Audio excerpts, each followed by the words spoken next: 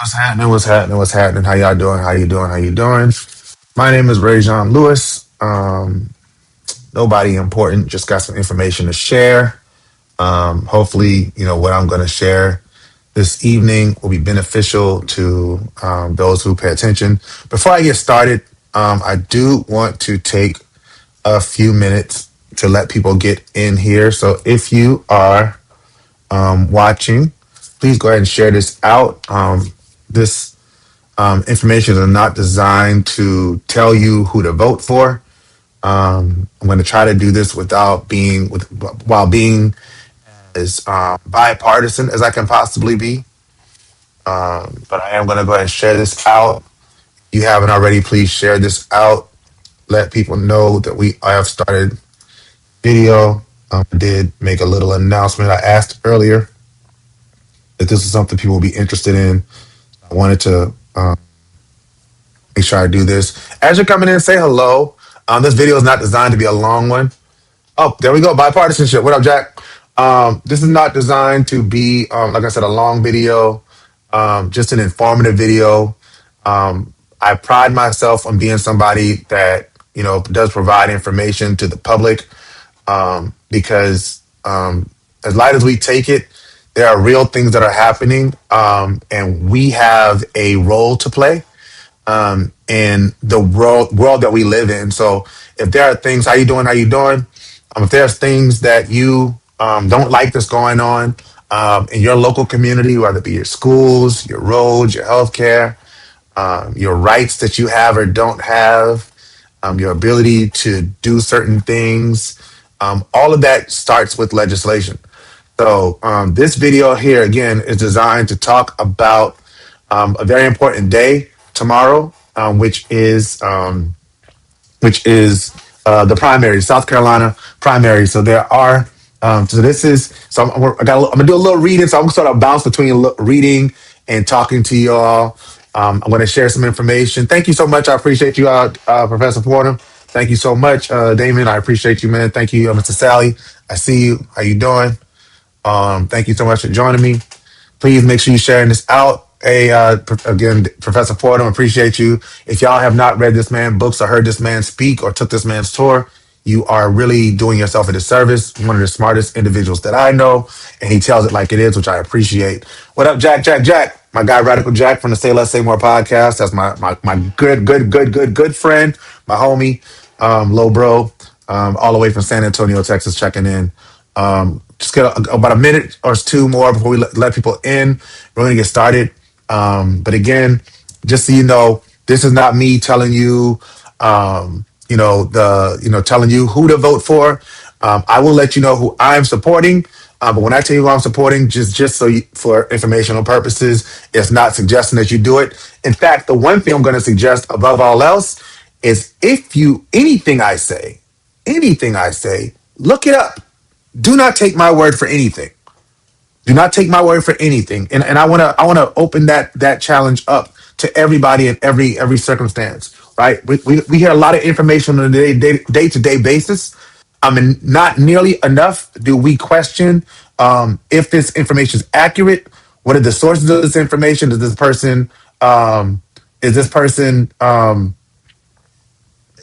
Sorry, if this person has an agenda or a reason to share wrongful information. And because we don't do that, a lot of times, like, we get really bad information, and it gets ran with, and it gets distributed, and people like miss a lot of it. They miss a lot of important things because they refuse to just check the source. So everything I'm telling you tonight, I'm telling you out the gate. Don't take my word for it. Do not take my word for it. Look everything Look everything I'm saying up. Find it for yourself, and I'll even give you resources and sources through which to look this information up. Again, as y'all coming in, say hello. It's nice to see you all. Thank you so much. Again, my name is Rajon Lewis, so let's do a 30-second countdown, and then we'll get rolling. All right. Where's my 30-second counter? And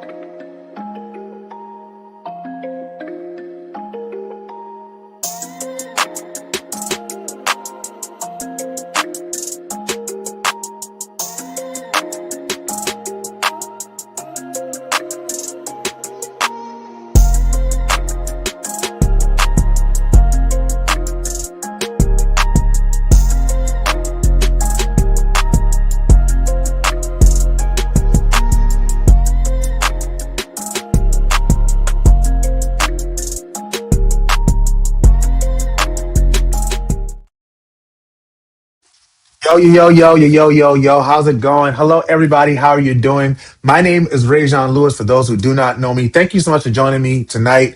We're going to be talking about primaries. Today is primary election day in South Carolina, and my goal tonight is simple. I want to help people become more informed voters. With that being said, if you haven't already, please share this out. There's way too much misinformation out there. So I wanted to take just a few minutes. I don't anticipate this video being any more than 30 to 30 minutes long. If it's longer than 30 minutes, I'm doing this all wrong. But if there are questions and stuff, I'll be glad to answer questions. But we are talking tonight about the primary elections. So the first thing you need to understand is I am not here to tell you who you should vote for. That is completely for you to decide as the voter. I'm going to walk you through what the primaries mean. I'm going to walk you through some of the candidates that are out there in local races that I'm aware of, and I'll let you know who I'm supporting. And I'll also talk about other candidates that I'm not supporting, because just because I'm not supporting a candidate don't mean you need to know about them. You don't need to know about them, right? So just make sure that for yourself, for your purposes, you are looking this up. And again, as I said before, I actually started the video. I'm going to encourage everybody, especially in this election season, please look up any information that you hear or read on the internet, because just because it's on the internet does not make it true. But one, again, I'm not telling you who to vote for. Two, this is not an endorsement event. I cannot endorse anybody. I'm just a random person on the internet, just like you are. So I'm not officially endorsing anybody. I will tell you who I'm supporting, but this is not an endorsement event. And thirdly, this is not a debate. I'm not here to challenge your views or whatever. No. I'm not trying to change your mind about nothing. If I change your mind about anything, it's whether or not you're going to vote tomorrow, right? So some of you may know where I stand on certain issues and candidates, but tonight is not about that. Tonight is about making sure that if you're going to cast a vote tomorrow, if you haven't already done it during the 2 week early voting period, that you're doing so with as much information as possible. Whether you're a Democrat, Republican, Independent, or someone who is still figuring it all out, an informed voter is a powerful voter, and I want to make sure you have the power. So before I get started, can you please in the comment section let me know what county that you are representing from? Where county do you live in? So as I'm speaking, I'll sort of know what races that we can touch on, because I want to make sure I touch on the races that are in your individual area. But while I'm doing that, while y'all are putting your comments in your county in the comment section, or you could also put races that you're interested in, right? So I'm going to start Richland County. I see you, Heather. All right, we can pull up some stuff from Richland County. I know I'm in Dorchester County. I'm going to go ahead and put that there for you so you can see that. I'm in Dorchester County. Jaquetta Simmons, she's in Dorchester County. Mr. Sally, Dorchester County. Go ahead and let y'all see that. Richland, Dorchester. Hey, Sally. Hey, Sally, if you want to come on for a few minutes and talk about your campaign for about 5 minutes, I'll give you some space if that's something you like to do. I know you got a big day tomorrow, so I want to give you an opportunity to say a few words. If any candidates come in here, I will give you an opportunity. I didn't normally, when I do stuff like this, I would send out a link to people, letting the candidates know, hey, come check it out and say a few words if you'd like to. But I didn't do that tonight. But since Sally is on, and if any candidates come on, I don't care if they're party, I will give them an opportunity to come on. Sally, I'm gonna go ahead and shoot you the link. Right here. Where's the link? People. Sally is actually running for the same seat that I ran for in 2022, which is South Carolina House District 97. So it's always good to hear from candidates. If you have not had an opportunity to hear from candidates yet, you want to make sure you go to where they are to find out what they stand for. Sally Hebert, bring you on, Sally. Let me send you the link. I'm sending this to Sally as soon as this pops up. Like I said, so if you know somebody who's running and you think they could they'd like an opportunity to speak to the people, send them my way. I'll be glad to get them on here. All right. I'll give them 5 minutes. There's not a whole thing. 5 minutes. That's what we're giving. All right. Okay. So I want to start this by telling y'all some very important information, right? Before we talk about candidates, let's make sure you know what's actually on your ballot. One of the biggest mistakes that voters make is showing up on election day without knowing what races they will be voting in. You may be saying to yourself, ooh, I'm really interested in voting for this person. Guess what? If that person is not on your ballot, you can't vote for them. How do you find out who to vote for or who's on your ballot? Well, I'm going to show you. There is a website called www.scvotes.gov. That's scvotes.gov. Make sure y'all can see my screen. So this is what it looks like. This is what scvotes.gov looks like. All right. When you get in here, you're going to click where it says, well, if you're not a registered voter, you're going to go to voter registration because you need to register to vote. Now, what I will say is this: the primary is tomorrow, which means if you hadn't registered, you have to register to vote a month before the election. So if you're not already registered to vote, you cannot vote in tomorrow's election. All right. So do not plan on voting tomorrow because you can't. You need to register online.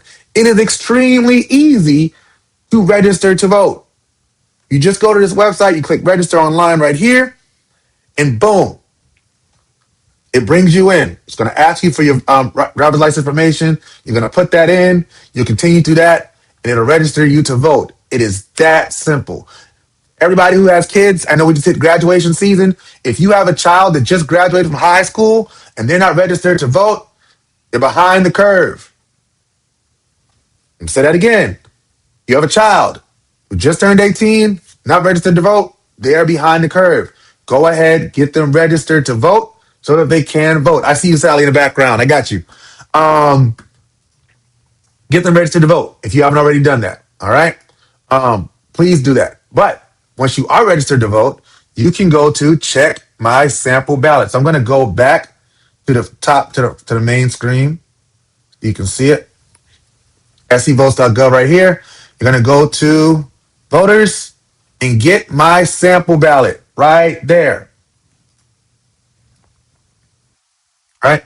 When you click get my sample ballot, for some reason it switches screens, so I'm going to switch tabs. You're going to put in your information. Now it's asking for personal information from me, so I am going to get off the screen so I can type it without y'all getting all my information, if that's all right. I'm going to stop sharing for a second. I'm going to do county. I live in Dorchester County. Y'all know that already. That's not new information for y'all. My birthday.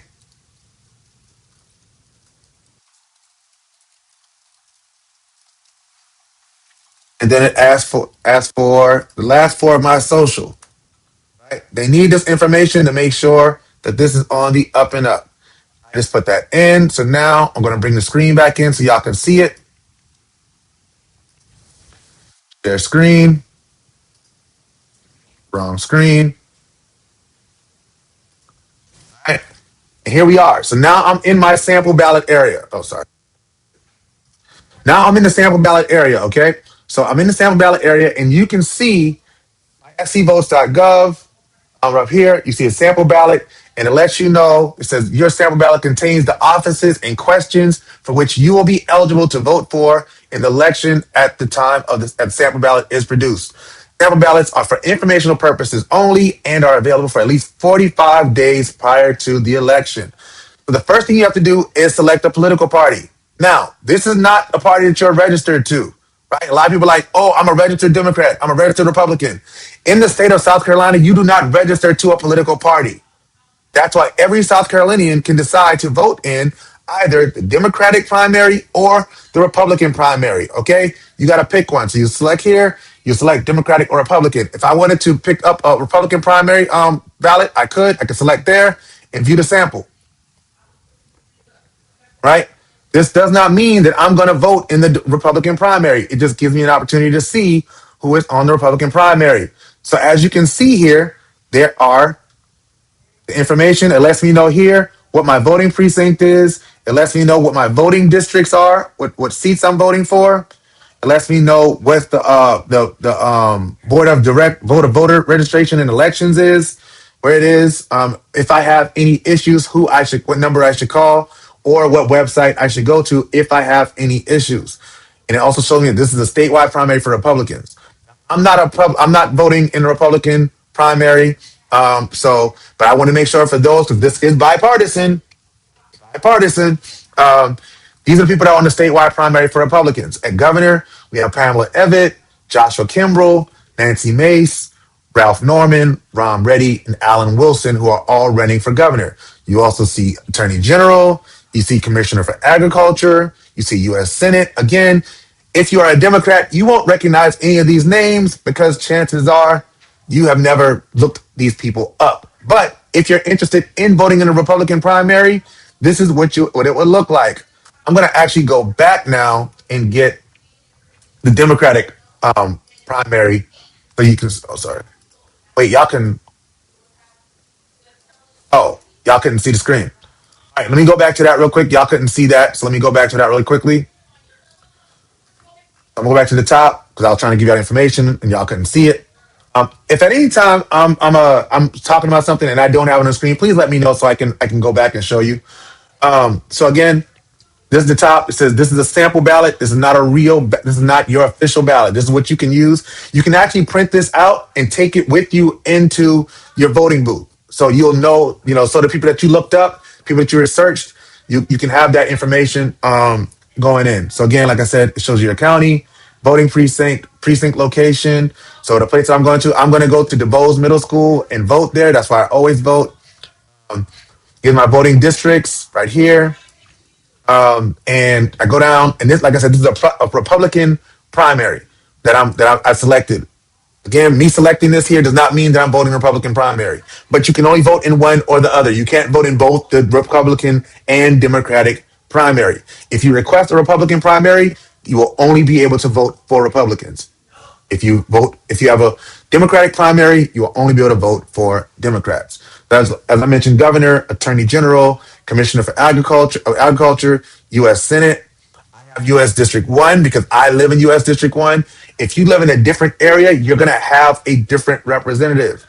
Um, as you see right here, they have a question on a question on the ballot. Should people have the right to register with their political party of their choice when they register to vote? Which goes back to what I said earlier, right? What I said earlier. And what I said earlier is in South Carolina, you do not register for a political party. So when people say in South Carolina, oh, I'm a registered Republican, I'm a registered Democrat. No, you're not. Stop saying that. Um, Second question on here is, should candidates for local school? Yes, you can, Jaquetta. Um,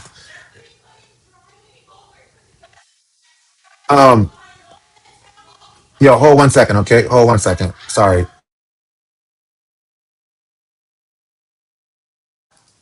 All right, sorry. Yes, Jaquetta, you can absolutely go in with your ballot, okay? And the second question is, should candidates for local school boards be able to run as a candidate of the political party of their choice, just like candidates of elected offices? And what they're actually trying to do with this is make it where school boards, which should be nonpartisan races, they're trying to make them partisan races. So don't be confused by that wording. Um, don't be confused by that wording. What they're actually asking is, do we want partisan school board races? I think that's a bad idea, but that's just me. But I'm going to go back now and get the Democratic ballot, sample ballot. So I'm going to switch this here from Democratic, some Republican to Democrat. Let's get back on the screen so y'all can see that. The back. So here I'm back in the sample ballot thing. I'm going to request a Democratic view sample. Again, same information. Same information up top. You'll see that my information hasn't changed. Dorchester County in my voting precinct. This is my location that I go to. So I know a lot of people run into the issue on election day. They go to the wrong places to vote.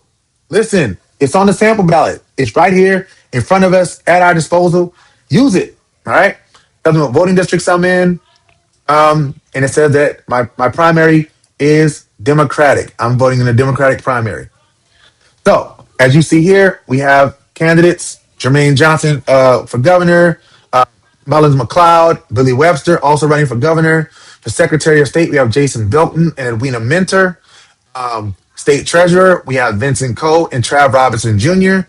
Comptroller, we have Tiffany Boozer and Bruce K. Cole. State Superintendent, we have Lisa Ellis and Sylvia Wright. That's going to be a very tight race, I'm telling you right now. U.S. Senate, Annie Andrews, Brandon P. Brown, and Kyle Freeman. And then House of Representatives, we have for District 1. Again, I live in District 1.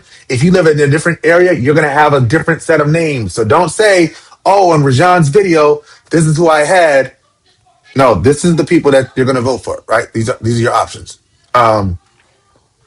which are Mac DeFord, Francina Dantzler, Max Diaz, Ben Fraser, Matthew Fulmer, Nancy LaCour, and Myra Rivera Vasquez, right?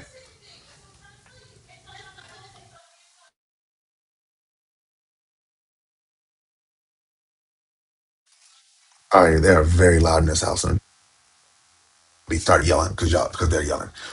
There we go. So that's who is on my sample ballot. Also, in my area, actually, I think the candidate in my area does not have an opponent. So she will not. She doesn't have a primary opponent. So she will not be on the primary. But she is actually here to talk to you tonight. So though she's not in a primary, tomorrow's still a big day because that's when she gets officially brought on as the nominee, the Democratic nominee for this seat. So I'm going to bring her on. If you're watching again and you're a candidate, please let me know so I can send you the loop so you can send the link so you can come in. But we're going to come back to the primary again. The primary is specifically if you have two people of the same party that are running against each other to get the nomination. That's what tomorrow is, right? So there's a lot of Democratic races that do not have Republican opponents. So those people, sorry, don't have primary opponents. So those people are moving directly to the general election in November. And one such of those people is of someone I know very well through my work with the Dorchester County Democratic Party. When I ran for House District 94 in 2022, she was a major supporter of mine. When I worked as chair of the Dorchester County Democratic Party chair, she was a big supporter and always has been willing to do whatever it took, whether it was knocking on doors, whether it was making phone calls, whether it was helping organize people. Her name is Sally Hebert. Hello, Sally. How you doing? Hey, Ray Sean, how are you? Oops, am I I'm on? great. I am great. Yes, you're Okay, on. I good. can hear you. Yeah, Yes, so you're on. I Thank you know that. so much. Oh, thank you for that glowing endorsement. Yeah, your No campaign was so problem. No much problem. fun. Um, Thank you. I appreciate it. I still have merch. So, so yeah, they keep redistricting and changing things around. So actually, I am in District 94, and I have two Mhm. Democratic opponents. So I Oh, do wow. have a Okay. primary tomorrow. Oh, So wow. Okay, cool. I didn't know that. Okay. yeah. Then let me give you the So floor. So, you got 5 minutes. awesome. Yeah, so it's such an exciting time right now in the Democratic Party because we do have so many great candidates running, and we really need for everybody to go out and make their choice on the ballot so that we can have a strong um, slate in November when we go up against the Republicans. Basically, my website is sally94.com if you want to go learn a little bit about me. And I am running to defeat Gil Gatch. He is one of those lawyer legislators. I believe about 30% of the state house are lawyers. So I feel like we have plenty enough lawyers. It's time to get some different experience in there. I was the clerk to county council for Dorchester County for 5 years. And in my 20s, I was a newspaper reporter. So I feel like I bring some different experiences to the table that would be beneficial in Columbia. And I really want to go to Columbia to work on healthcare. We have to expand Medicaid. We have to give women access to abortion care. We have to do so many things to help our people. A healthy population is good for the economy. And if we have to spend a little bit of money to expand Medicaid, I'm totally okay with that. Also, education here, right here in Dorchester County, DD2 has a multi-million dollar shortfall, and I think we need to change the funding formula. And also, I think we need to stop giving billion dollar companies like Google these tax-free deals where they don't have to pay taxes for 50 years. Mm, And meanwhile, we have a budget shortfall that hurts our hardworking teachers and our kids. So that just makes mm. no sense. We got to stop that. And then healthcare, education, and then, of course, infrastructure. I know we're all tired of sitting in traffic. And I know you've been hearing politicians run on traffic for probably a decade or more now. But it is time to put infrastructure over growth. We have to focus on infrastructure before we approve these huge developments with hundreds of homes that just crowd our schools even more and put strain on our fire and police and EMS. We just have to do a better job of planning. We know lots of people want to come to our beautiful state, and we want to be prepared for that growth. So that's another issue I want to work on. And I just wanted to also mention that my opponent, Gil Gatch, he has been busy working on Pam Yvette's campaign. She's a Republican running for governor, and his name was at the top of the letter that was sent calling for South Carolina State University to be defunded. And Mm. I'm against that silliness. Our universities need more money, not less money, and HBCUs are important.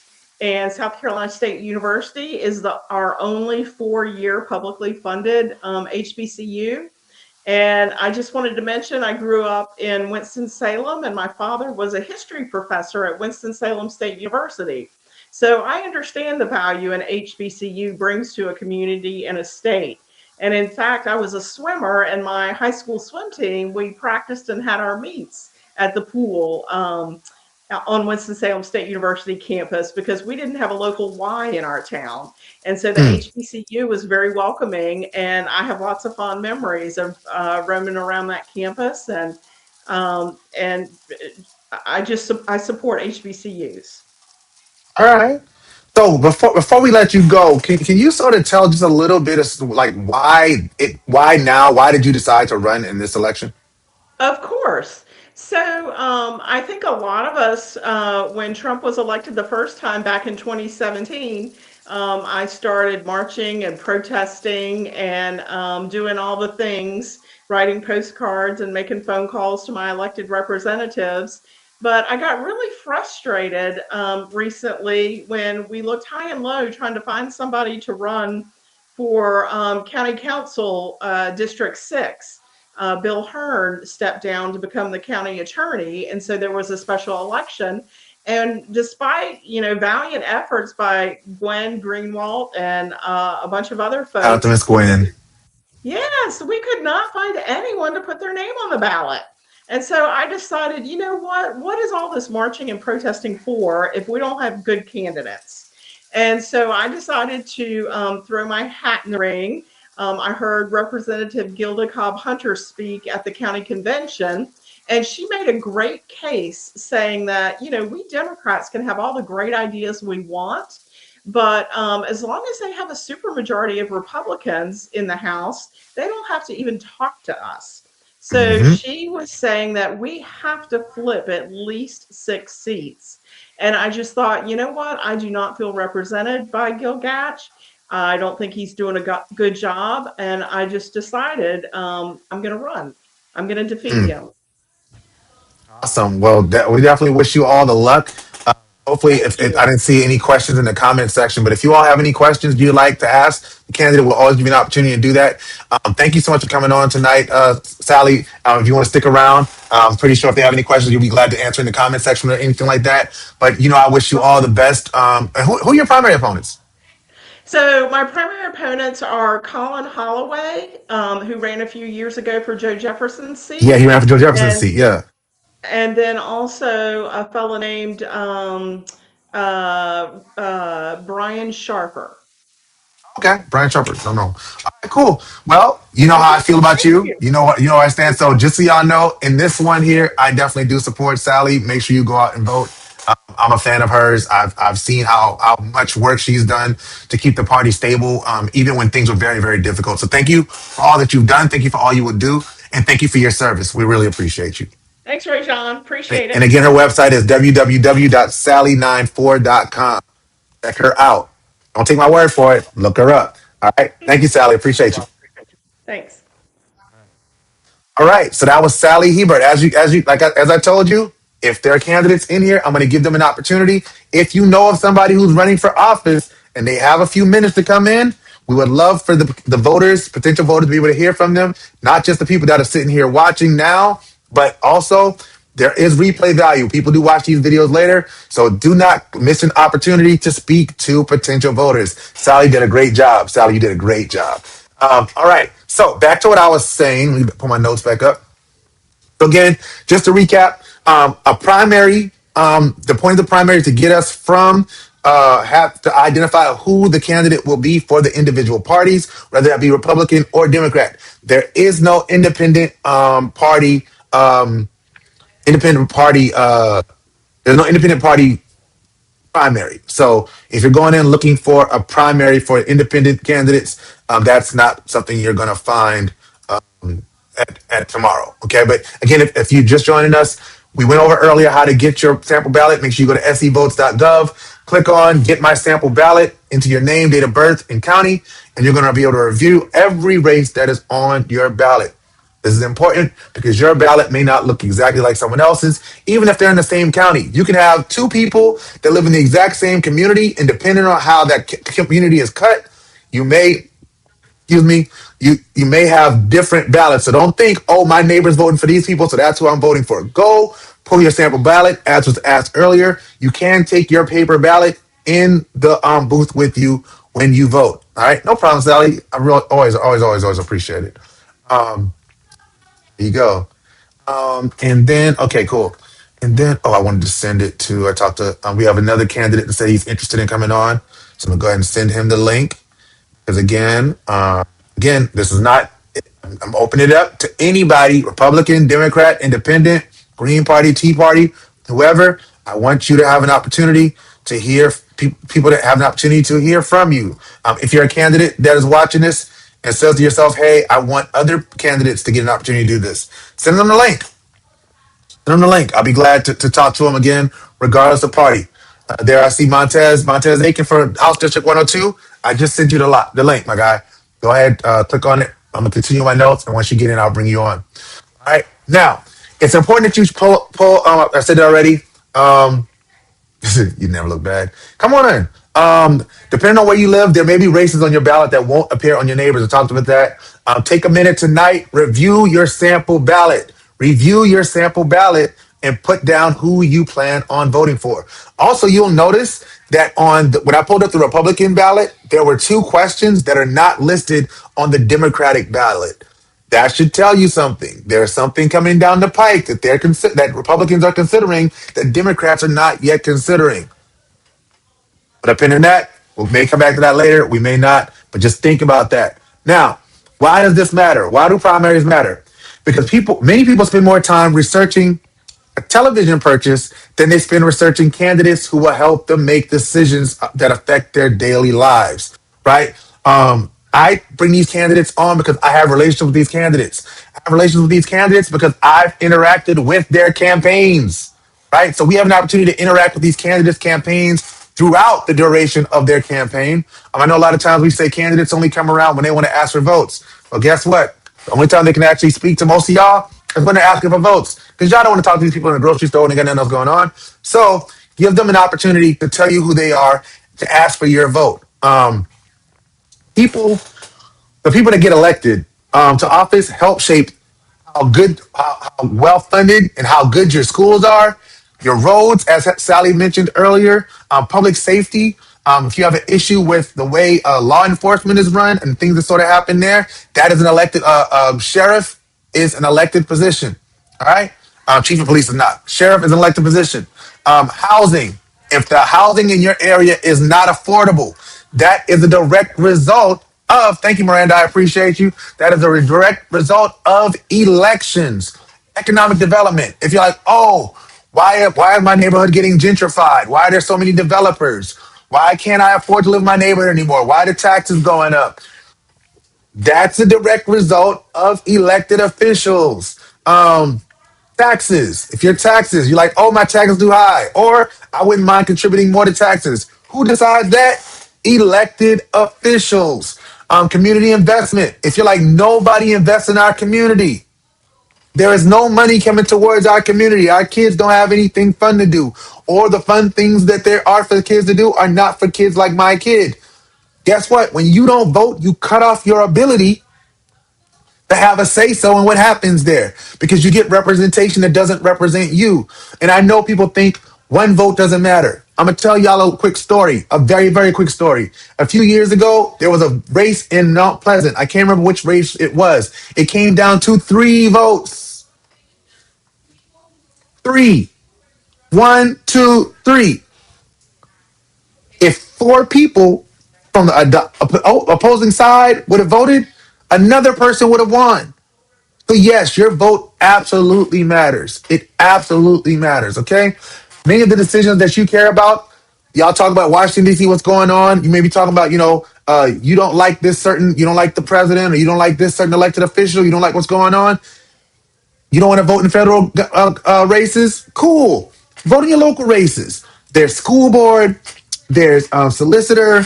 There's town council. There's city council. There's all of these different councils that directly impact you. Many of the decisions that impact your life are made much closer to home than Washington D.C. And your local government impacts your daily life more than most people realize. And I also misspoke earlier. Sally is in District 94. I ran for District 97 earlier. I don't know why I didn't remember that. I ran against Representative Robbie Robbins. I don't know who's his opponent. I can't remember who it is, but I know he has one. All right. So, how we got here, right? So let's talk about part 3 of how we got here. To understand voting today, right? It's important to understand history, right? After Reconstruction, Black Americans began gaining political power throughout the South. Black elected officials were serving at levels that had never been seen before. That progress was met with resistance. For decades, barriers like poll taxes, literacy tests, intimidation, and violence were used to limit participation.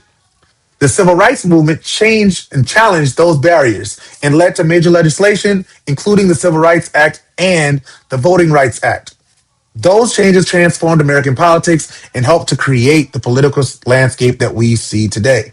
We also saw the evolution of the major political parties, including the rise and decline of the Dixiecrats and the realignment of many Southern voters over time. So whether you're conservative, liberal, or somewhere in between, understanding the history helps us understand why voting rights and voting participation remain such an important conversation today. Just last month, right? We had a massive effort by our state legislators, driven by the Republican Party, to redistrict Congressional District 6, which is currently held by Congressman Jim Clyburn. If you don't know who Jim Clyburn is, do your Googles. He's a very big deal. He's literally a whole civil rights icon who serves in our federal assembly, or our federal Congress, on the House of Representatives side. He's been in his seat for over 30 years now, and the redistricting that was being pushed to get around the fact that they weren't able to beat him in elections. So the goal was to change the district and reshape it in a way that will be more amenable for a Republican to win that seat. I'll leave that there. If you didn't know, so make sure you had that. So why do primaries matter? Well, many people believe that in general elections are the most important elections, but in many districts, it's simply not true. Because of the voter demographics and district makeup, many races are effectively decided in the primary. For many of you who have areas, and there are several races where there are multiple people running in that one side, whether it be Democratic or Republican, and there's no one on the other side. I want to say, actually, this is the first year when we talk about the State House of Representatives, that we have a Democrat running in every race, and there aren't Republicans running in every race. So in some Democratic primaries, the person that wins that primary will be the elect. They've won their election. They don't move forward to November. So that means that tomorrow's election may determine who ultimately serves in office. This is especially important because primary turnout is often very low.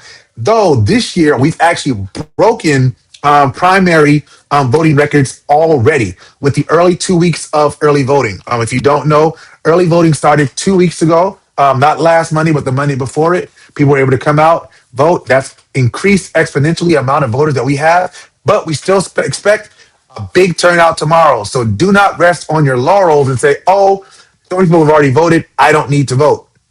We absolutely need you to vote, whether you are a Democrat, whether you're a Republican, whether you're independent, Green Party, Tea Party.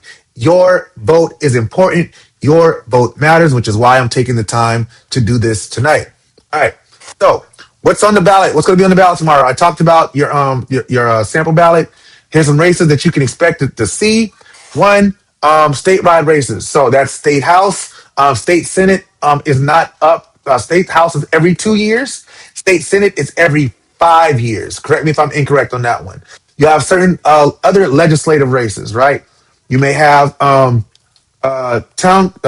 primaries for legislative races for certain county council seats. I know Dorchester County, we have a few county council seats that are up. So people are running in those primaries to move forward to the general election. Make sure you check out your sample ballot to find out who's on yours. As you saw in mine, I don't have anybody in a county level race.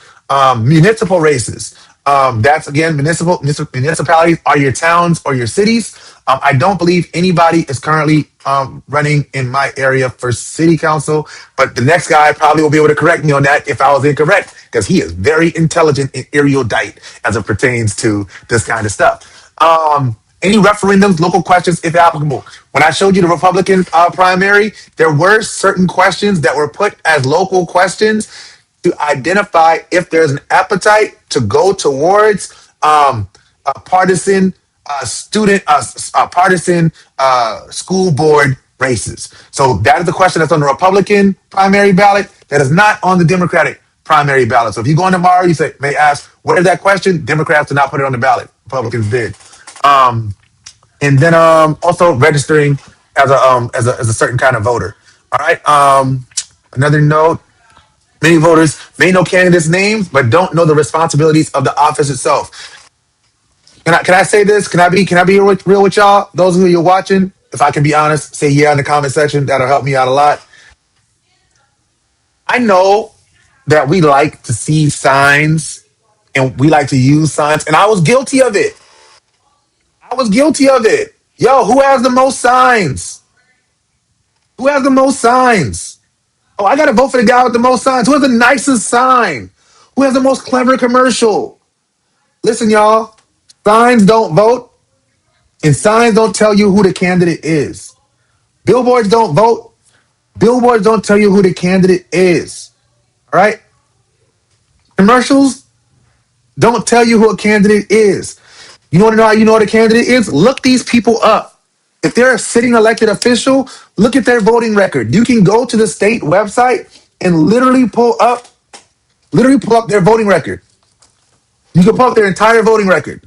You can find out if they support the types of things that you care about. Oh, 1 second. I'm sure. Shoot you the link. You can look up these people's voting record. You can find out what they stand for. You can find out, you can Google these people. You can find out what causes they've championed. You can look at their social media. If you're an elected official, your social media is public record. So there's a certain elected official whose name I will not mention because I'm not going to give him the time of day, but he has made his whole life out of being a bigot on social media. He's made his entire political career out of it. So we need to know who these people are so we can say that person's not aligned with what I believe in and not vote for that person. And I don't want to say that person's name because I don't want to give them the time of day. But if you do a little bit of Googles, you'll easily find that person in Berkeley County. All right. J. Michael Sally, I see your question. I'm going to answer your question before I get to the next candidate that I see in the queue.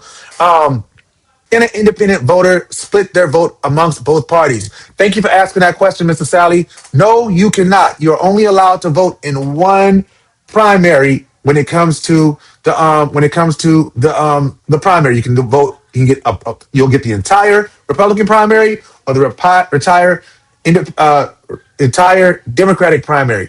There is no such thing as you don't register for a specific party in South Carolina, right? You just have the ability to vote in one primary or the other. There is no registration. All right. So, with that being the case, but of course, once you get to the general, you can vote for any party that you choose.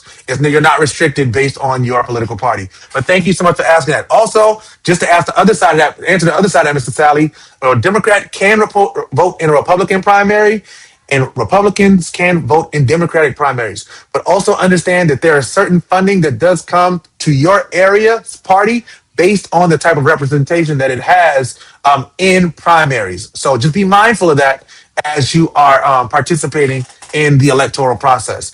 So next, I'm going to bring another candidate on before I get to the next part. This video's already gone longer than I planned on going, but it's good because the information's still flowing. I haven't repeated myself once yet, and the candidates are coming in. And an important thing is that y'all have an opportunity to hear from these candidates. Earlier, we heard from Sally Hebert, who's running for House District 94 for the Democratic nomination against Gil Gatch.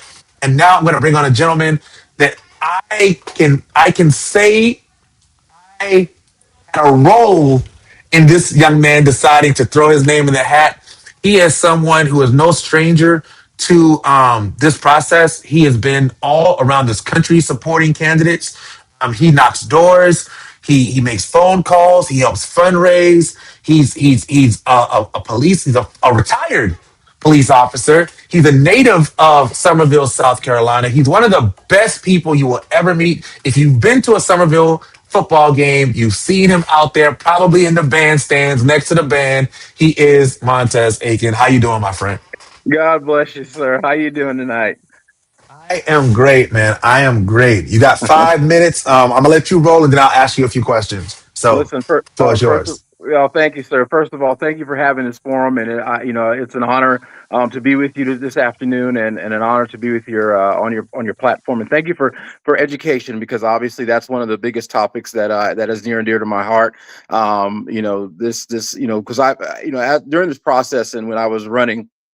Since I've filed to run, I noticed so many people that I've talked to, so many people and so many voters that have been upset because they don't know the process. They don't know who they voted for. I've had people tell me, they're like, I felt like I wasted my vote because I don't know who I just voted for, or why I just voted for this, or who these people really are. So thank you, Rajan, for informing the public, getting out there and putting this information out there. So that's really appreciative. But yeah, for everybody, my name is Montez Aiken. I'm running for House District 102. This seat encompasses Berkeley County and portions of Berkeley County and portions of Dorchester County. So if you live in the Dorchester side of Somerville, which includes the Robin Wind section, the Brownsville community, the old part of Somerville near the around the First Street, Second Street, Third Street, that area, and onto Berkeley County side of Weatherstone, up near Target, that area. And then if you proceed all the way up to Berkeley County, all the way into Cross, St. Stephen's, Pineville, Bono, and if you continue all back over to Dorchester County, Harleyville, Dorchester, Ridgeville, my home, Ridgeville, and a little bit of Cane Bay as well, and a little bit of Nexton. So it's actually a very big district that we're covering. I do have a primary tomorrow, so we are hopefully could be successful tomorrow night, and I would like to be your Democratic nominee for that, and I will face Harriet Holman in the general election. So basically, my what I'm running for is real representation. Real representation, like Razan said, I'm a retired police officer. I served 22 and a half years with the Somerville Police Department, and before that, I was a school teacher. So I taught. I was a band director for some school districts in the Low Country, and before that, I did that. Before that, I'm a Somerville native. I was a proud Somerville High School graduate. Went to University of South Carolina. I got my degree in music, and I also got my Master of Public Administration degree from Villanova University. So I do have the experience, the knowledge to lead and to serve. I retired out as a lieutenant over the school resource officer unit with the police department. So I have the ability and the knowledge to lead and to continue on. So I feel I'm the best candidate for this role. And I'm all about community. That's what I'm running. That's what I'm running for, to strengthen our communities, strengthen education, make sure our teachers are well paid, because you need to have real representation, to have a representative who does care about our teachers, but also care about our students as well, to make sure our schools are safe for our students, and also that we have the infrastructure. The infrastructure is there so that our school buses can operate safely to get our students to school, so they're not going over potholes and that or they're stuck in traffic, or it takes them 20, 30, 40 minutes just to get to school because of being in rural areas of part of the district. So these are some of the things that I would like to work on when I get into Columbia, but also just being a part of having a good quality of life, making sure people have a good quality of life, good access to healthcare, good water systems, making sure that the water systems and infrastructure is also very good as well. So these are the types of things that I'm looking for, and obviously the biggest thing too is making sure that people have good jobs and good paying jobs, to include our teachers as well. So those are things, some of the things that I'm looking at trying to do when I get to Columbia. So thank you. Thank you, Montez. So let me ask you this, Montez, because you sort of bantered, threw it around a few times, thought about getting into it. Mhm. Why now? Why are you running now? Well, obviously, the first thing is by law, I couldn't hold two sworn offices because I was even obviously being a police officer. Already swore, an oath to the Constitution to protect and serve. So I had to wait till I was retired to do that. So that was the first reason. But also the second reason, I obviously, leaving the police department, I still had a desire to serve.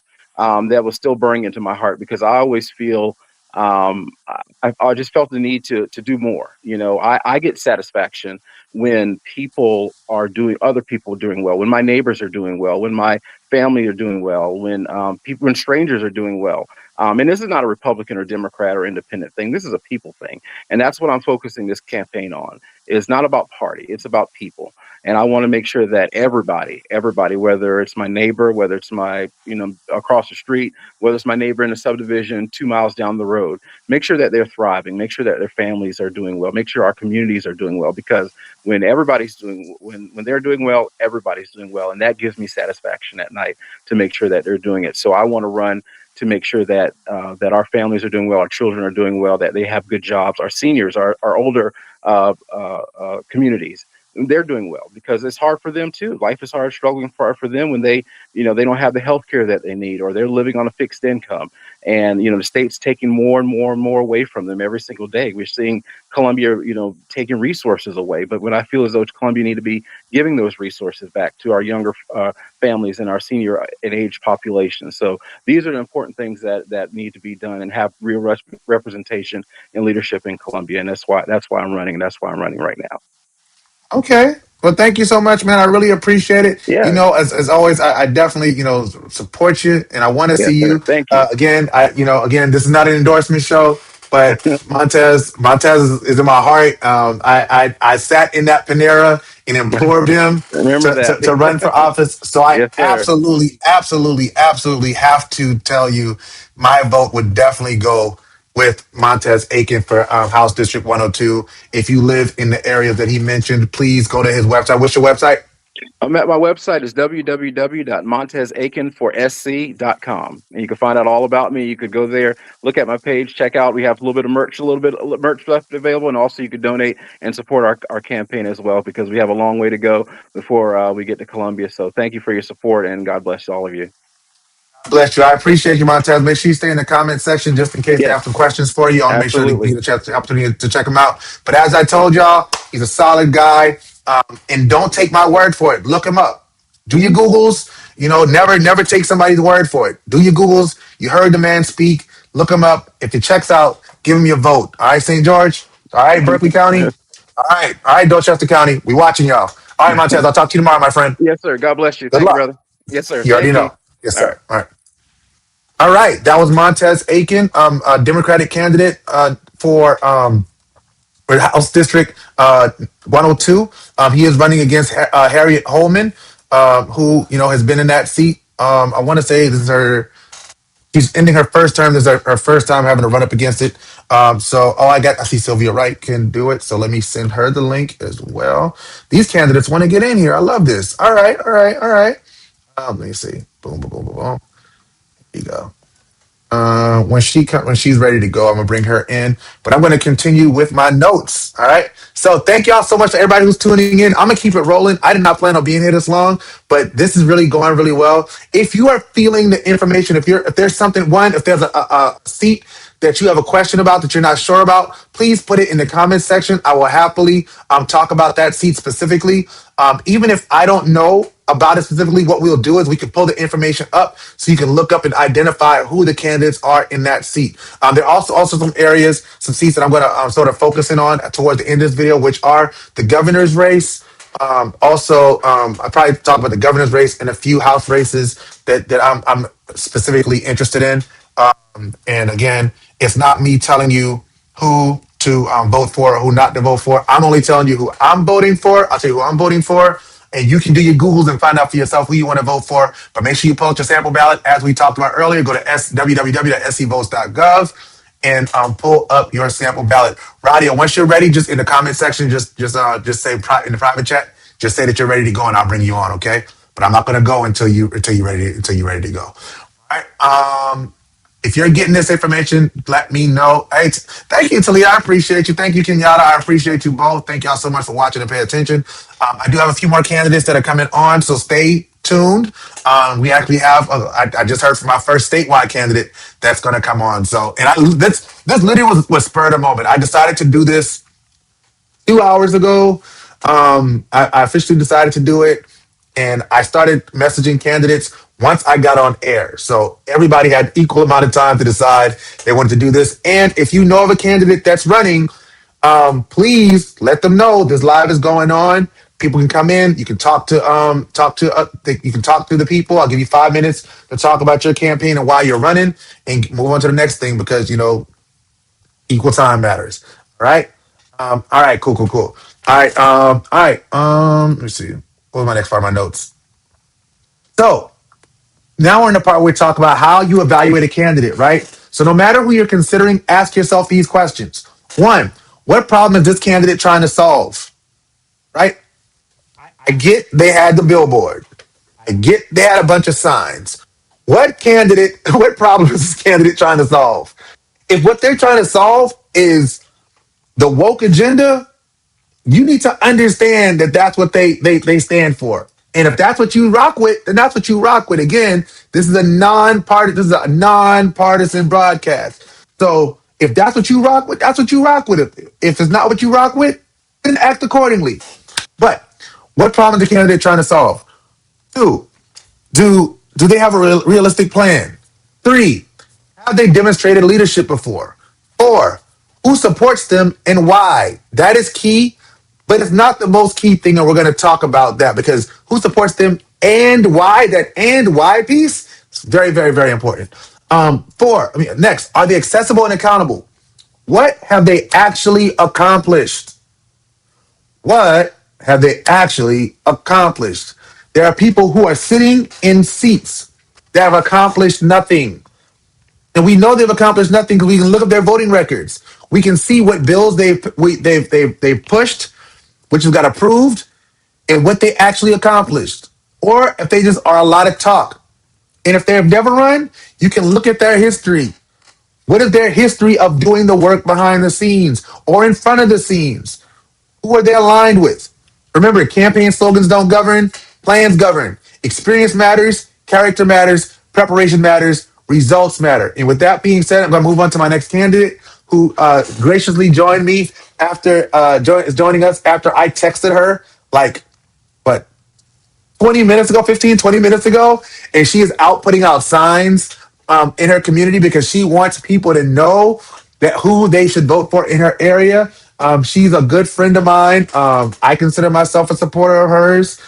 I know there's the work that she's done behind the scenes, and I know that if she gets elected, she's going to do a great job in front of the scenes. It's great to see her finally coming into the forefront and making her name and face known as she goes by the name of Radia Baxter. Hello, Radia. Hey, good afternoon. Good afternoon, Rasan. Good afternoon, good people. Good I afternoon. am I'm off camera because I am out putting up signs for around the polling places. So just bear with me. Sorry. It's But okay. thank you for the opportunity just to join you this afternoon, this evening.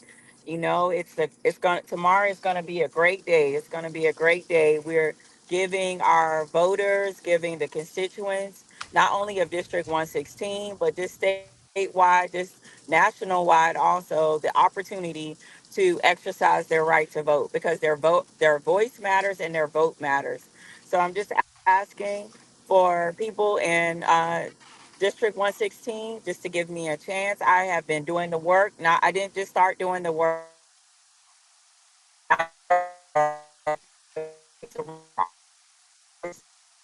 been doing the work for years. I've been opportunity, building programs, getting folks to trust themselves to be better than what they are for their families, for their getting communities to understand and have all the resources they need to make sure that they can provide necessary tools and skills for their community members, their neighborhoods. I've been a part of many initiatives, not only just locally, statewide, and in District 116. And when it comes to evictions, I know that bill that just passed. I had a lot to do with it in the forefront. I started the conversation not only in District 116 but all over the state. Also, Senator Tedder's bill that just went through about your identification card, where it allows for folks when they get stopped for the cops to understand that they may have certain issues, whether they're disabled or a learning disability, or even they have something to have autism. So I've been in the forefront and behind the scenes, making sure that people have enough information and resources to organize and mobilize and advocate. So this is not my first time doing it.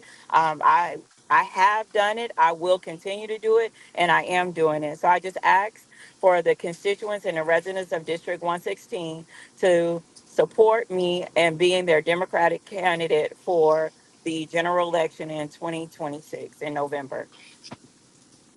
Thank you so much, Roddy. A question. I know, like again, like you said, like we said, you've been doing some work behind the scenes for a long time. That that's why I know you. That's where we first got our initial introduction. Why run now? Why is now the time for you to run? So I'm gonna be just frankly honest with you. It was a God given assignment. You know, one day I was talking to some folks and they were like, "Radia, we want you to run," and I knew that at that time that God had already prepared me and our community for me to step up and bring the community along to be prepared to run for this seat.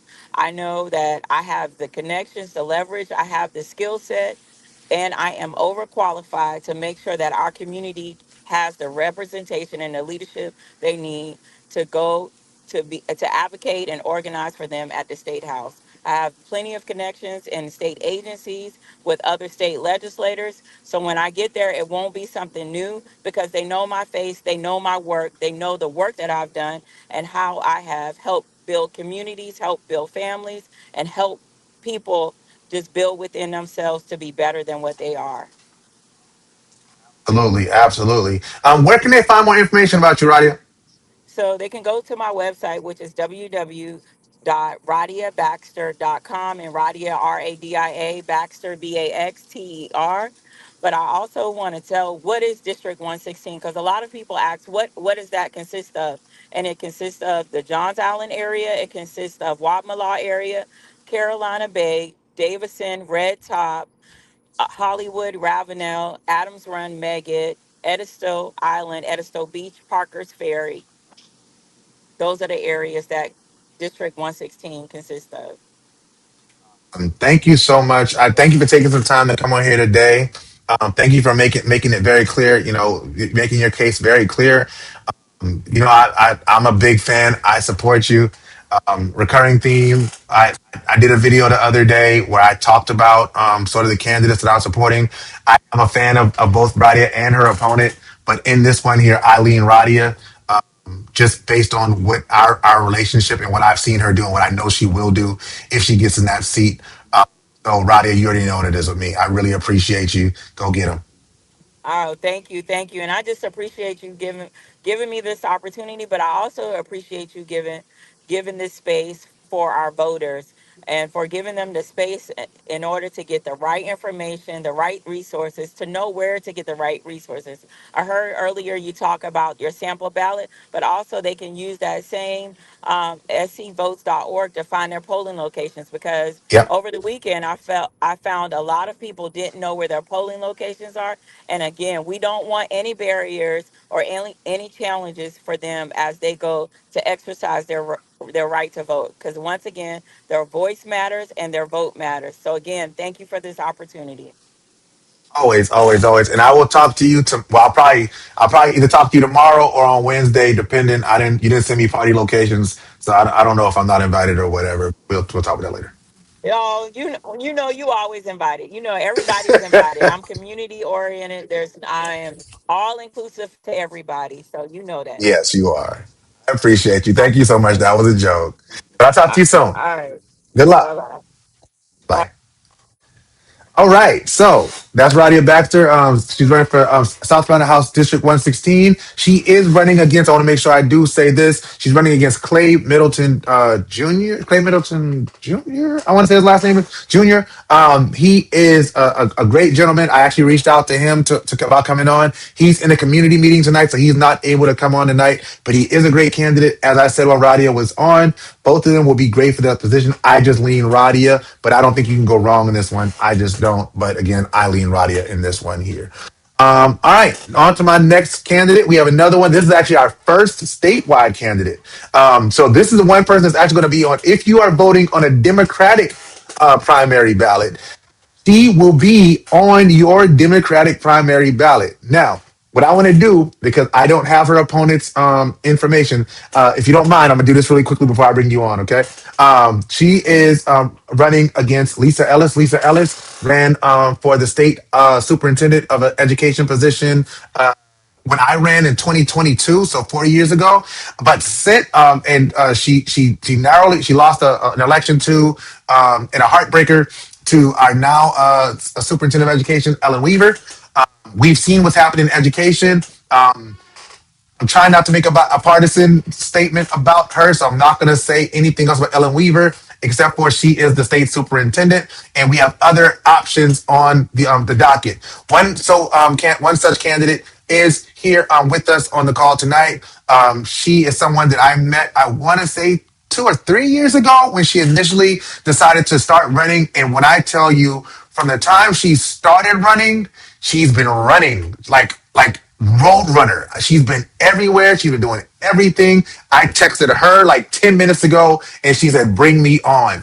And she's ready to go. And I'm so proud to have an opportunity to speak to her tonight. She's a native. I found this out like last week. She is a native of North Charleston, South Carolina. You know how I feel about that city. She's a Goodwin Gator, like I was for 3 months. She is Sylvia Wright. Hello, Sylvia. How you doing? Hey, how are you? Thank you for this opportunity. No problem. No problem. We switch you to the big screen. Okay, First of all, thank you so much for taking the time to be here on such short notice. I really appreciate it. of course. But please take a few minutes. Tell them about yourself. All right, so my name is Sylvia Wright, your candidate for State Superintendent of Education. I've been in education for over 20 years. I've worked on every single level. I've been a classroom teacher, department leader, instructional coach, district coordinator, school coordinator. So I have the perspective at every level. I have the educational experience as well. Um, like Rajan said, I am a native of North Charleston. My dad was in the Air Force, so I'm an Air Force kid. I graduated from Fort Dorchester High School, and I'm just excited about tomorrow. I've been running for 2 years, and like Rajan said, uh, I'm just ready for tomorrow. I've already seen the fruits of my labor, and so just having that victory tomorrow will just really seal the deal. So I'm very excited about tomorrow. All right. So why? So what got you in the race? What made you want to run? So I have a 3-year-old grandson. When I jumped into the race, he was only 1 years old. And I remember I was in this office. I was looking at private preschools for him because right now, you might see that free 4K sign, but that's only free if you qualify with income. And so I knew that my daughter wouldn't qualify. So I was looking up the private preschools and the thought came to my mind, what about the other kids? And so that's why I was like, okay, Laura, what would you have me to do? And so that's when state superintendent came to mind. And I'll be honest, my dream job was to be a district coordinator. And that's where I Mm, was, district coordinator. But like I said, I resigned and started running for this position because I've already done I filled the roles that are required for this position, those leadership roles.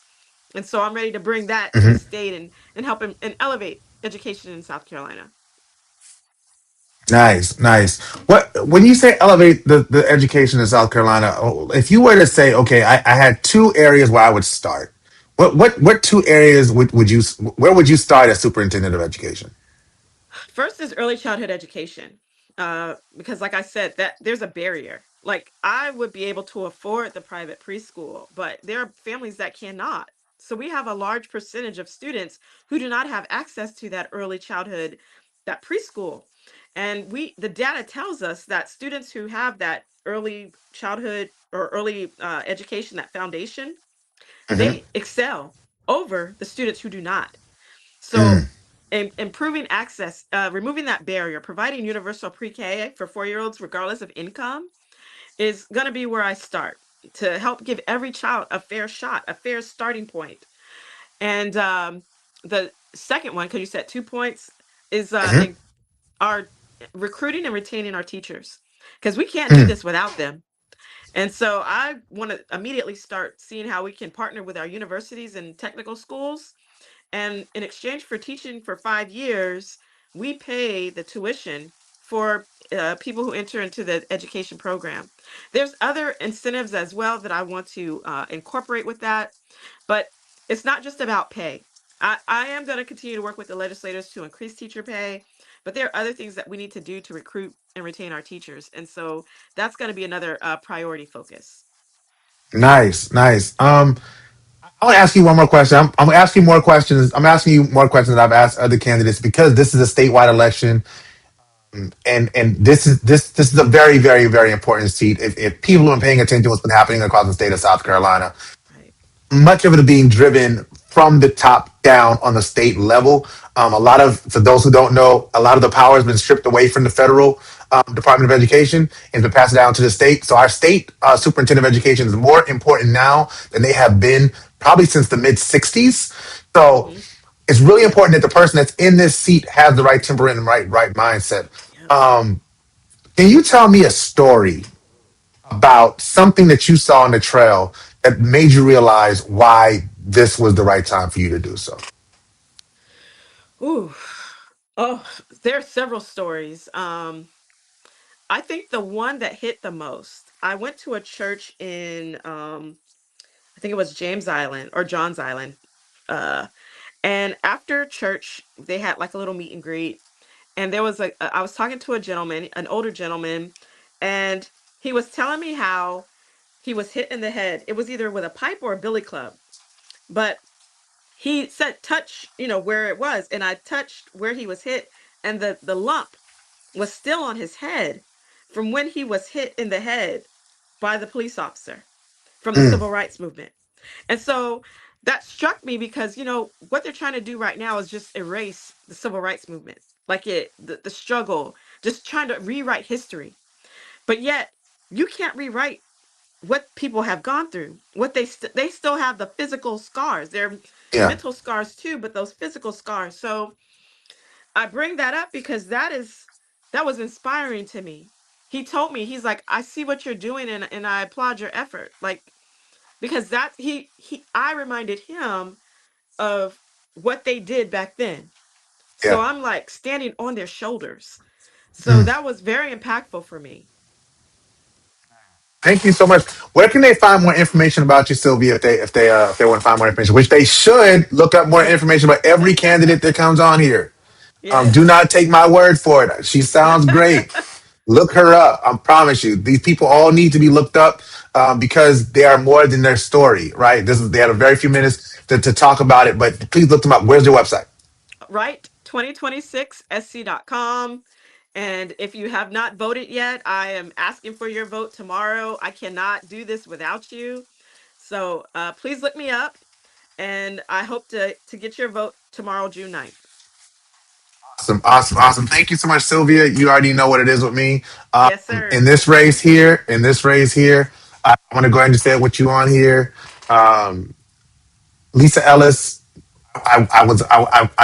we campaigned together in many places in 2022. She's an amazing lady. In this race here, based on what I've seen, I am voting for Sylvia Wright. She does have my vote. Again, take it for what that means, but I still want, regardless of what I say, please look it up. But still, Sylvia, you absolutely have my vote. Thank you so much for Thank you. coming on. I really appreciate you. Thank you. Thank you for the Yes, opportunity. ma'am. No problem. No problem. Good luck tomorrow. Thank you.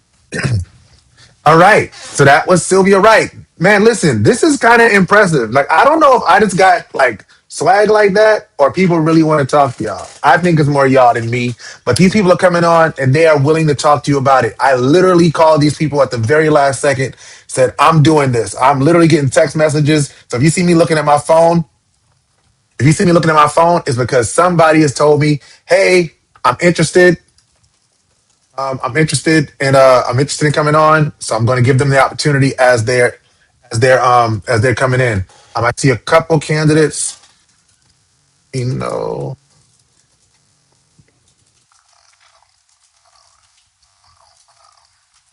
cool. I got another one right here, and I'm gonna go back to my notes. Let me send this real quick. Drop the link. I got two candidates that are potentially coming on. And actually, the two candidates that are coming on are opponents. So that should be really interesting. Not in a negative way, but in a positive way, because we don't run to be negative. We run to make a difference. And I know a lot of times people don't like politics because it can be contentious. But the truth is, people are so passionate about making a difference that sometimes it goes a little bit, contentious, but that's not what we're doing here. This is about providing information and making sure you are all aware of what's going on. So the last section, I did how to evaluate a candidate. The next one, we're going to talk about the issues impacting the Tri-County area. All right. So there's an issue that many voters are talking about. One, growth and development. We've seen the roads. We've seen how packed roads are, how hard it is to get from Somerville to Charleston at 8 o'clock in the morning or from Charleston to Somerville at 5 o'clock in the afternoon.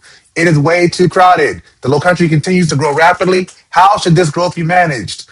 How can infrastructure keep pace with our ever increasing population? My understanding is that South Carolina is one of the fastest growing states in the nation. And our area is one of the fastest growing areas in the nation. So that has to be managed. We need people in these elected offices who have the knowledge and know-how of how to manage that.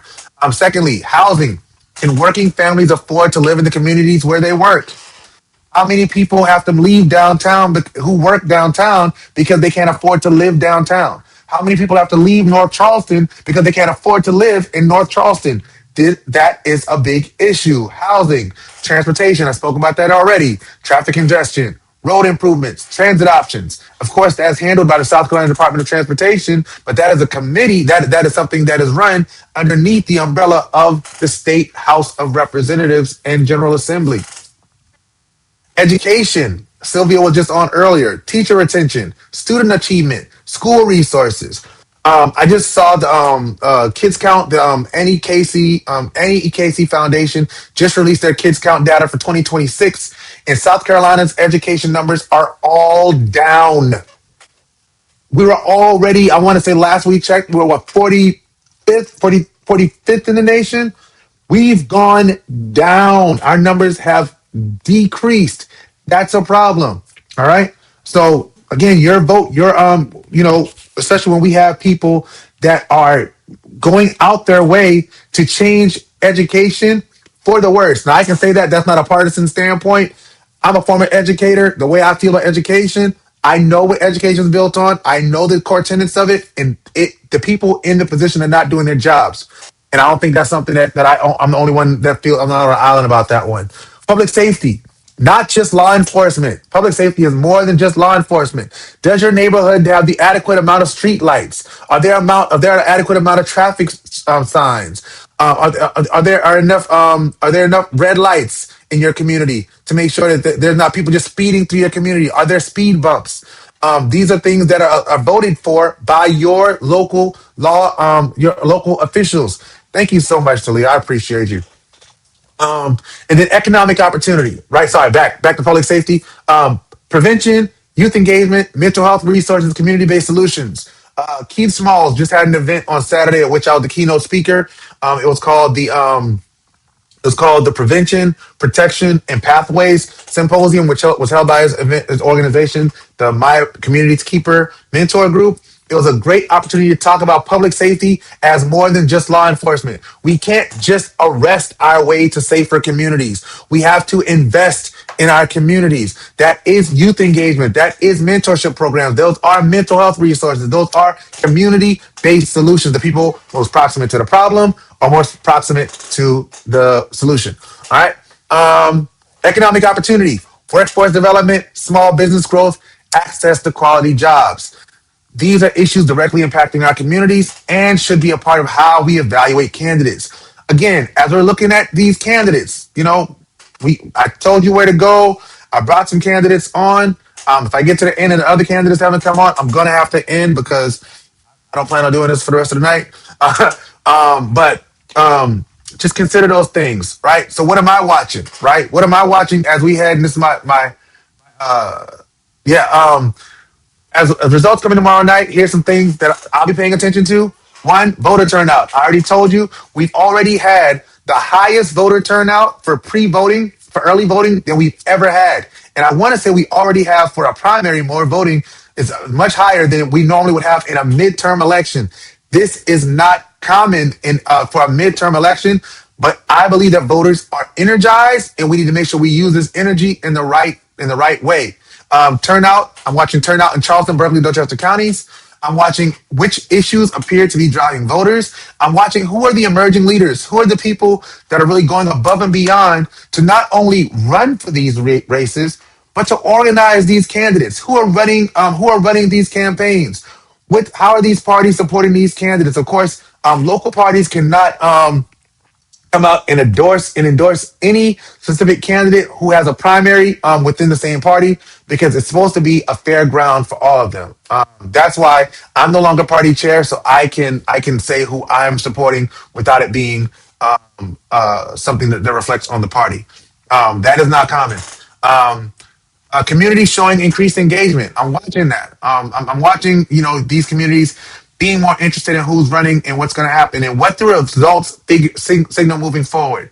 If we had a low voter turnout in this primary, I would be really, really disappointed considering all that's going on across the nation right now.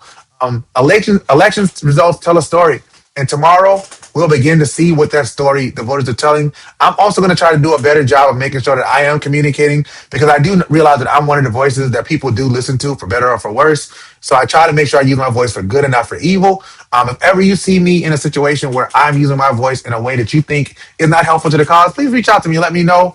It's important to me that I am on point when I'm speaking to y'all because I value using my voice the right ways and for the right causes. Before I close, I do want to touch on one more race, which I wasn't able to get a candidate to come on, but it is the governor's race.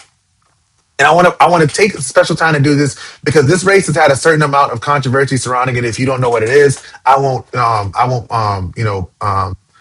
that. But what I will say is this: there are three candidates that are running in the Democratic ballot for governor. Right? We have Dr. Jermaine Johnson, Mullins McLeod, and Billy Webster. All three of them are fine men, I'm sure, in their own right. They all have their reasons why they're running. They all have their reasons why they threw their hats in the race. I am supporting Dr. Jermaine Johnson, and I want to say why. And I want to say that why on this platform. Dr. Jermaine Johnson has been in his seat for at least 3 terms. I can't remember exactly how many. Let me look it up to make sure. Dr. Jermaine Johnson, House of Representatives. He's been in the House of Representatives since 2020. So this is 2026. So this is his 3rd term. He announced this year that he would not be running for re-election for his seat that he's held for the last 3 terms because he's going to run for governor, and he wanted to give the people of South Carolina an opportunity to have something different. We see what we've had at the governor's in the governor's mansion since the late 90s. Our last Democratic governor was Jim Hodges, and I want to say Jim Hodges' time was up in. Let me see, Jim Hodges. Make sure I don't want to give y'all bad information. Governor, his time was up as governor in 2003. All right, so since 2003, we've had all Republican. Sorry, no, 1997. That's right. No, he was House of Representatives. 1990. So he was governor from 1999 through 2003. So that was the last time we had a non-Democratic governor. Again, nonpartisan. We seen what's happening in the state. You feel how you feel about it. I feel like we need a change. That change for me is Dr. Jermaine Johnson. In his time in office, he's had an opportunity to work across the aisle and bring people in the tent that aren't normally in it. He's from Columbia South. He's from the Columbia area. He's from the Richland County area. He's an amazing candidate. He's an amazing person. He's a graduate of the College of Charleston, where he played basketball for our school. He's also someone who has played basketball overseas. But in his seat in elected office, he's gone out of his way to be someone that citizens can count on to do the right thing, to work across the aisle, and to say the thing that needs to be said, even when it's uncomfortable. He's somebody that when I pick up my phone and call about a problem or a question about what's happening at the State House, he's always willing to answer. Anytime I've ever visited his offices, he's always there. He's not one of the people that misses a whole bunch of votes and isn't available. He is a proven leader that has the opportunity to lead South Carolina in a new and exciting direction. And because of that, I Rajon Lewis, support Jermaine Johnson. Now, me saying that, I also want to say this. There's been an influx of people that have come out to support other candidates, which is their right. That is absolutely their right.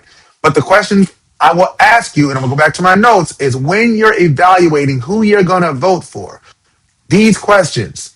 One, what problem is the candidate trying to solve? Two, do they have a realistic plan? Three, have they demonstrated leadership before? Four, who supports them and why? There are a lot of people who are saying that they support candidates, but not exactly saying why. They're saying things like, this is the candidate we need. Cool. Tell me why we need them. Full stop.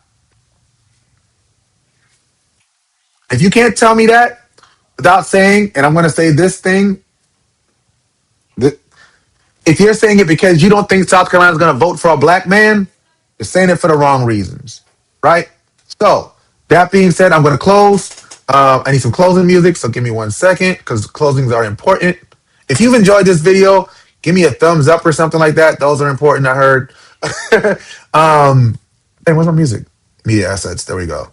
Let's go with background music. Daydreaming. So tomorrow, don't vote because someone on social media told you to. I'm just a person on social media. Don't vote because of a television commercial. Don't vote because of a campaign mailer. Vote because you've taken the time to understand what's at stake. And remember that democracy is not a one-day activity. The communities that have the influence are the communities that stay engaged between elections.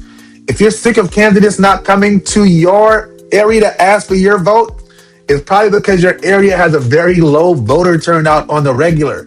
And that means that they're less likely to invest in your community that way. If you're sick of dollars not coming to your area or your community, it's probably because your community, whether it be a racial community or a geographic community, has not shown an ability to turn out votes, which is what politicians listen to. Okay? If you care about roads, if you care about schools, if you care about housing, public safety, economic opportunity, or the future of the Low Country, your responsibility does not end when you cast your ballot. Vote and hold these people accountable. Accountable looks like showing up. Accountable looks showing up at city council meetings, showing up at the State House, showing up at all these areas where these candidates are. When you see them in the grocery store, hey, Senator such and such, hey, Representative such and such, hey, Council Member such and such, you said you'd do this and you did not do it. And I'm going to hold you accountable. and then don't re-elect them again. Stop re-electing the same people, expecting the same people, expecting different results. And not voting is also a vote for the people and the things that you don't want to see happen. We have to be active. So thank you so much for joining me tonight. Everybody that joined me, if you're watching it live, if you're watching on replay, if you're watching on YouTube, you're watching on Facebook, wherever you're watching from. Thank you, thank you, thank you. And if this information was helpful, please share it with someone who plans to vote tomorrow. And if somebody doesn't plan to vote tomorrow, let them know it's important that you vote. If you're not registered to vote, get registered to vote, because in November, every vote will count, including yours. Let's make sure that our communities are informed, engaged, and ready to participate. God bless you, and good night. See you next time.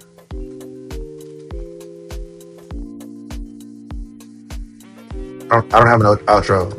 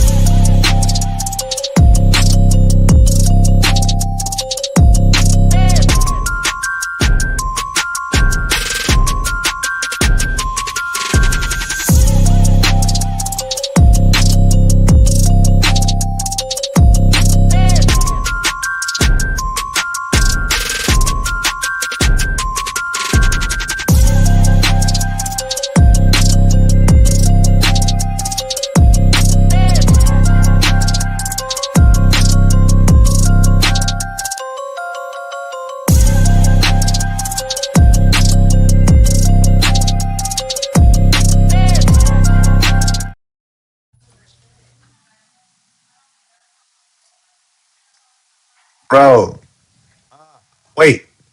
Hey, if y'all are still on, we have one more candidate just came in. If you're still on, do not go anywhere. Give me 1 second, Craig.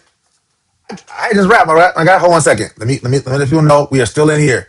We had one more candidate come through right at the buzzer. So let me give him the opportunity to speak on 1 second. If you're still on, stay on. Craig, give me 1 second. Let me share this so people will know that you're on. You see, if you are not, if you're still here, let them know we are still live. We are still live. We are still live.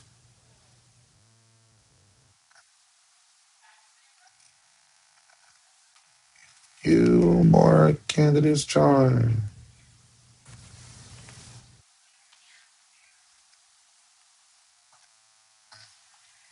Who here? All right, Craig. Thank you so much for coming on, man. You're muted. Yep, I was gonna say thank you for having me, man. No problem, no problem, no problem, bro. Yeah, man, we've been on for 90 minutes. I know I just sent you the message. I know y'all out. It's primary eve, I guess you will. So I Yeah, want to give you an opportunity to sort of tell your story, let people know who you are, why you're running, and where you're running at. yeah, for sure. John, I appreciate this time, man. My name is Craig Logan. I'm a candidate for Charleston County School Board Special Election District 4. Just for people awareness, District 4 runs the gamut of the upper part of downtown, so Wagner Terrace, North Central, the East Side community, and then it follows that old Minton Street Road all the way up into North Charleston, into the southern districts. So we're thinking around the Shakur area. It continues up and aligns right along Rivers Avenue all the way up to Otranto Road. And so it's a very wide district. But again, that is the parameters of District 4. Um, I ran this race 2 years ago, and so I decided to get back in this race and really to complete what I started. What I know District 4 needs is a candidate who is able to come in on day one and work with the current board, additionally with the current superintendent. And so that's my goal. I've been around the district, I've talked to parents, I've talked to educators, and there are some big concerns in District 4. District 4, again, if you think about the demographics of it, it is night. It's in certain areas, it's night and day. And so, what I believe is, regardless of where you are in District 4, our resources should be the same, our facilities should be the same, and we should continue to champion supporting teachers so that they can show up 100% for scholars in the classroom. So, what my campaign goals are, number one is to continue to support teachers. I actually was able to work on the teacher compensation task force and really help elevate teachers from that 40,000 range to that 60,000 range for first year teachers. Additionally, while we are continuing to support teachers, we have to support holistic school systems. So, not only the teachers, but our cafeteria workers, our front office assistants. Those are what make communities in schools great. And so we need to have those great schools and communities that we create in them. Additionally, I'm running to make sure that I can bring and reestablish trust, transparency, and accountability within the board and constituents of District 4.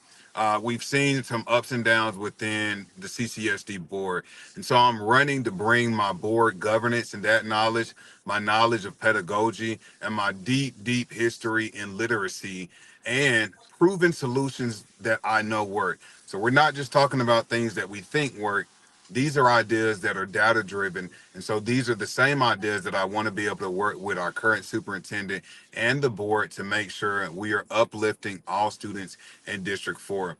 And I'll say the last really major thing that I'm standing on about this platform is continuing to make sure we can build holistic wraparound services for our students, our families, and our educators in District 4. We know it takes a village to raise a child. And so that same concept should be applied when we're in the school system. There are great community based organizations that are out there doing the work right now. And so while we support students in the classroom, we also have to make sure that we're building that same system of support outside of the classroom so that our students and our families can thrive. What I know too as well is when we show up for students, parents naturally are going to be engaged. They are going to show up. And so these are things that I know work that I want to be able to bring with me when I get this seat for District 4. So again, I'll continue being an Mm. advocate and champion for education in the community, but I'll be able to serve, make decisions that actually lead to change for the constituents and families of District 4. Thank you so much. So before I let you go, I've been asking every candidate this question.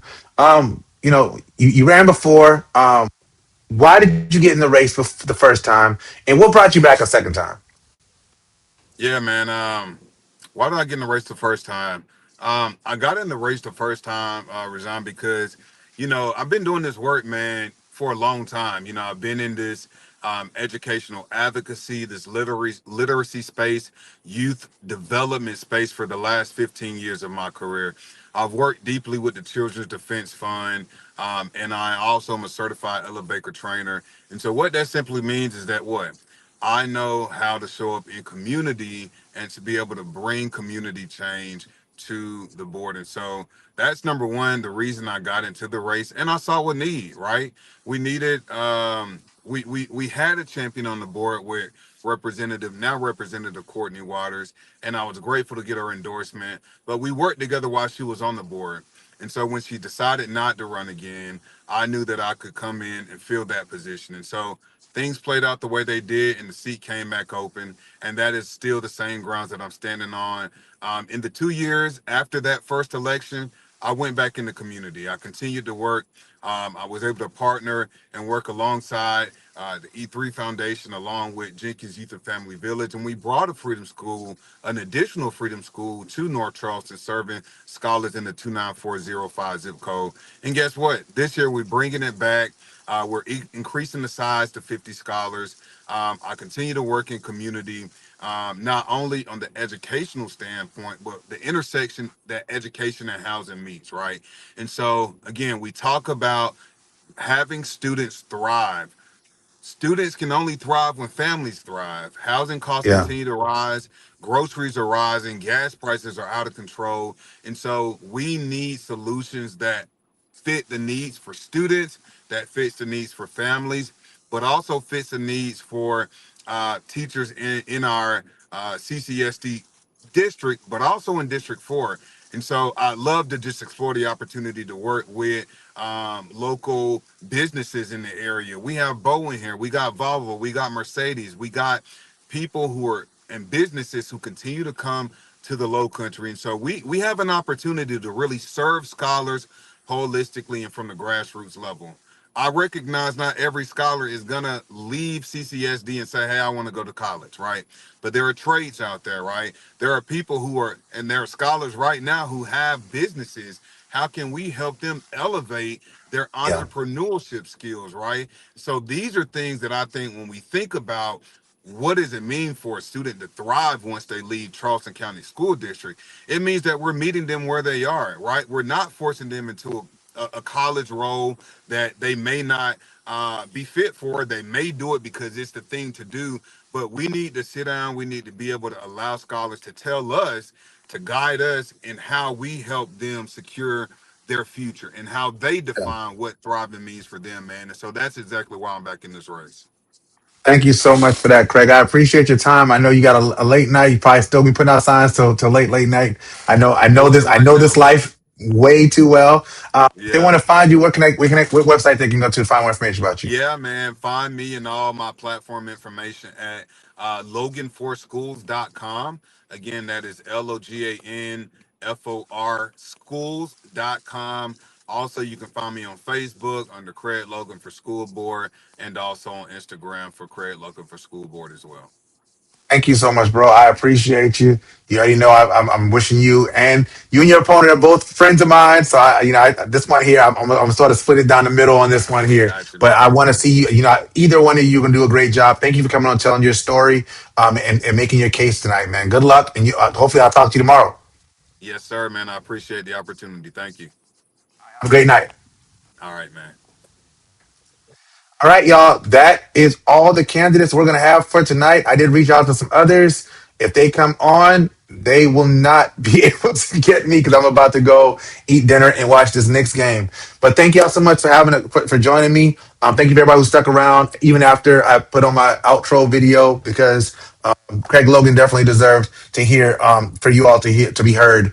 He has a great story. His opponent is Donna Michi Singleton, who's also running for Charleston County School Board District 4. I don't know his website, but if I find it, I'll gladly post it. Make sure you go to www.sevotes.gov, pull up your sample ballot. Make sure you pull up the sample ballot that you plan on voting in, because if you pull the Republican one and you want to vote in the Democratic one, they won't let you do it tomorrow. So make sure you get the one that you plan on voting for. You can take that into the booth with you and vote tomorrow. Thank you so much. God bless you. Have a great night.